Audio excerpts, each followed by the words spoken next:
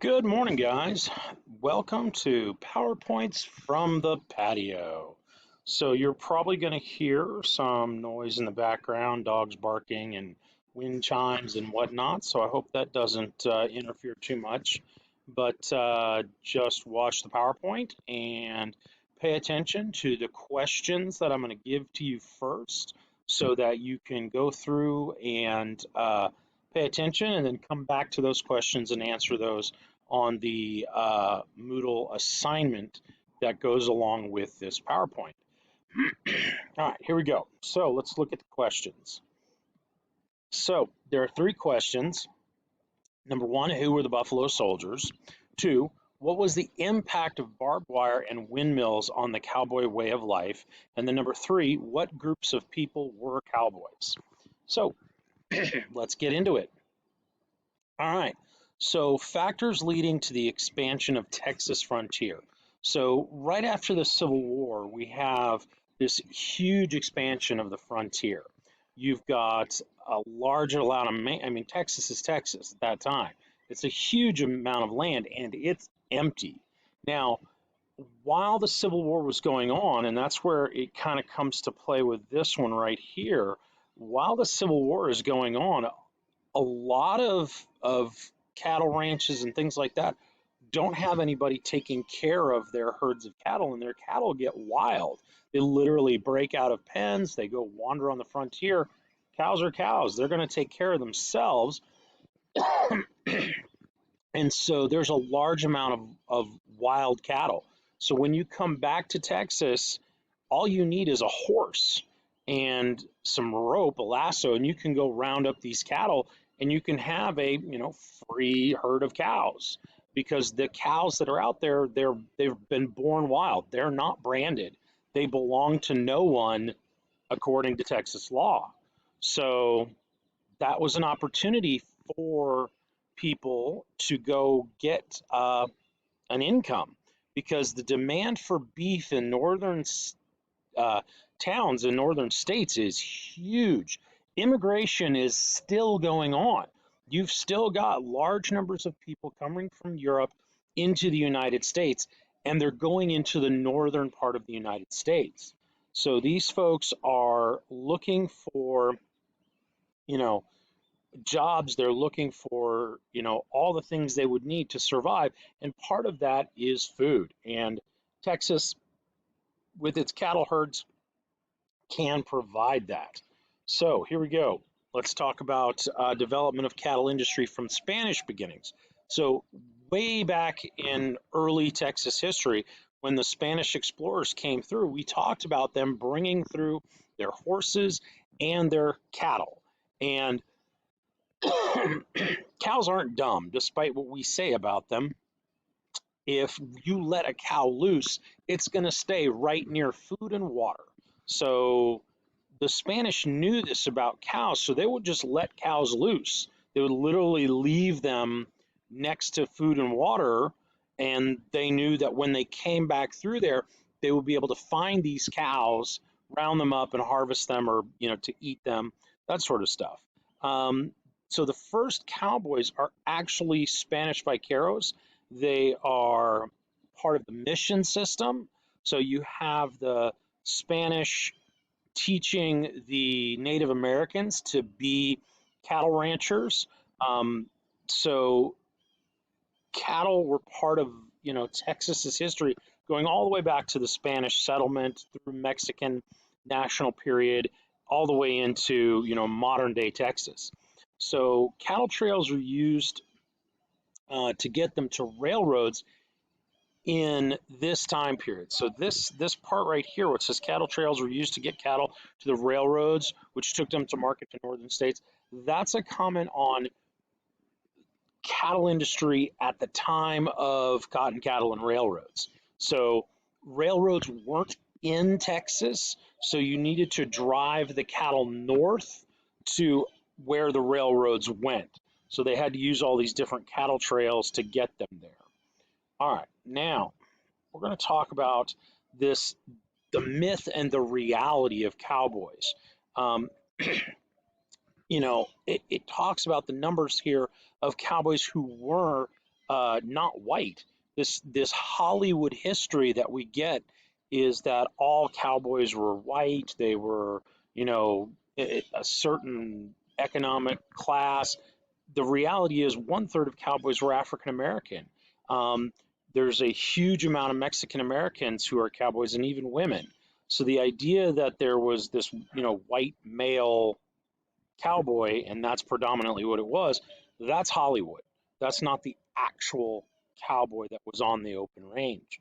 So you've got some famous cowboys down here, Daniel Webster, 80 John Wallace.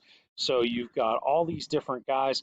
Um, an extension piece for you guys might be to look up some of these cowboys and find out why they were so important and what they did and that sort of stuff. A lot of these guys started their own cattle herds, they started their own cattle ranches and pushed cattle north on these great cattle trails that we're talking about here.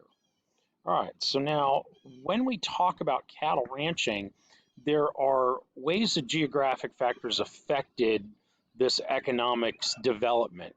If you look at limited water resources, you just look at this map. Right here, we're talking about this whole area, green, all lots of good water coming in on this side of the map.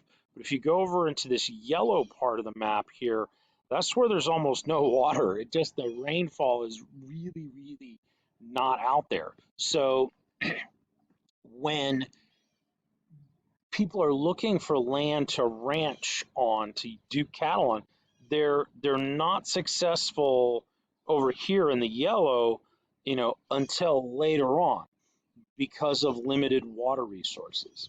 Especially, well, let me backtrack. They're not successful farming in West Texas. They just can't raise crops because there's not enough water naturally occurring. However, there is enough water to produce grasses, and grasses are what cattle eat. So they are able to produce these uh, cows out there rather than crops. So West Texas does become known for cattle ranching. So does this part of South Texas. Um, and that will only get better when we introduce the windmill. Now, let's take a look at the end of the cowboy way of life. So if you consider the cowboy way of life, these large, trail drives where thousands and thousands of cattle are being driven north to the railroads so that they can be taken to slaughterhouses in the northern cities. You have to think about that. If I'm going to get on a horse, I'm going to drive these thousands of cattle north.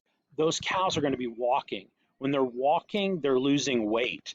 I get paid for my cow to be fat and heavy, meaning more beef.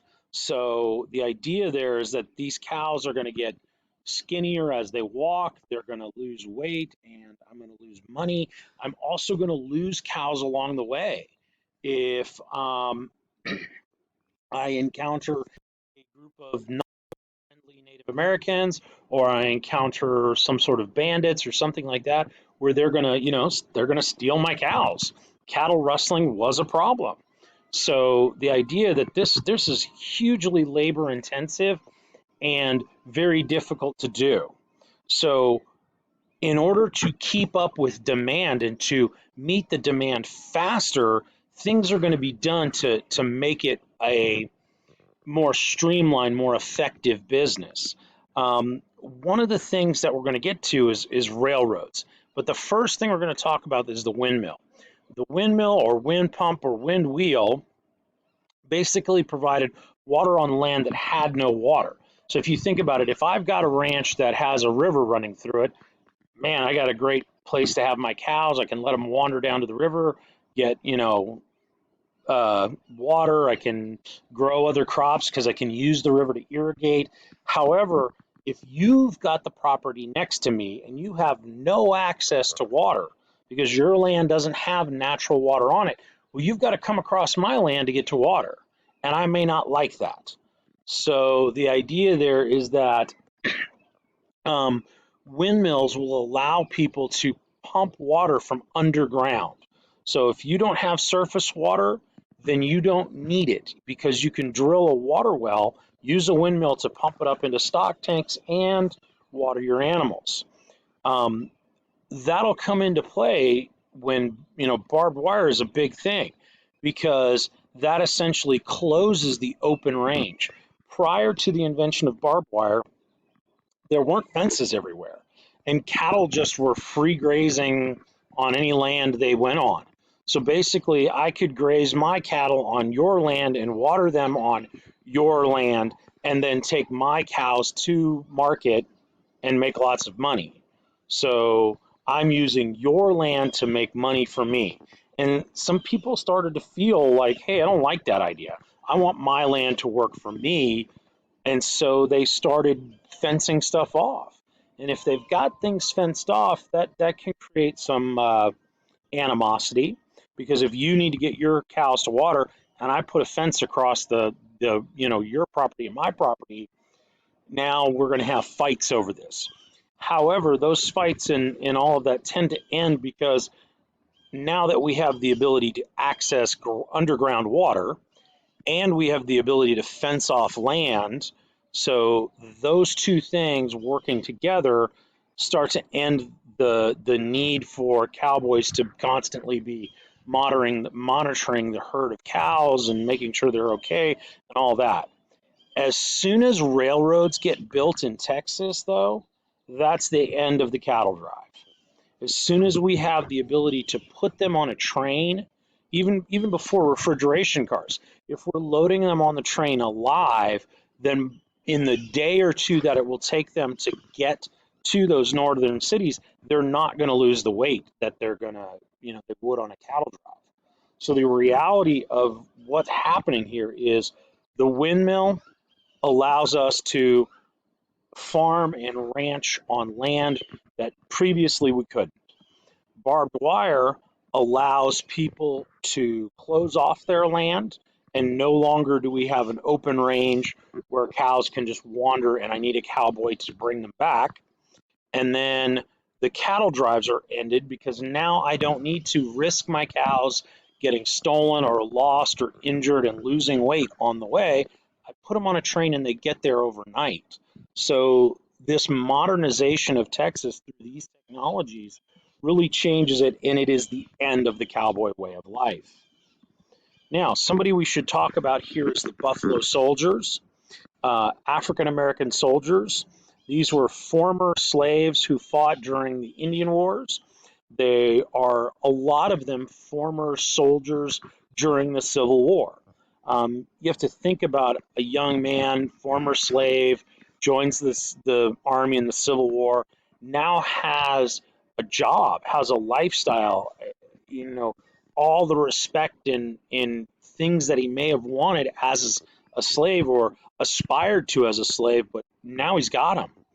And as part of the military, do you want to give them up? So no, this is an opportunity for African American former slaves to go out west and continue their military service. The idea there is that you have Native American groups who are being pushed further west and onto reservations, and they're fighting back. And the Buffalo Soldiers were a group of military personnel put on the frontier to fight the Native Americans. And down here it says Native Americans gave the nickname for their bravery. So supposedly that's where the nickname came from, the bravery of the buffalo and the bravery of the Buffalo Soldiers. So let's now take a look at the questions. All right, so that ends actually this lesson. So I'm going to go ahead and post this video. Remember to go back up to the top here for the cattle questions. Okay, so you've got those 3 questions to look at. The answers and the information are down here in the PowerPoint. So go through that and answer those questions and submit them. Thanks, guys.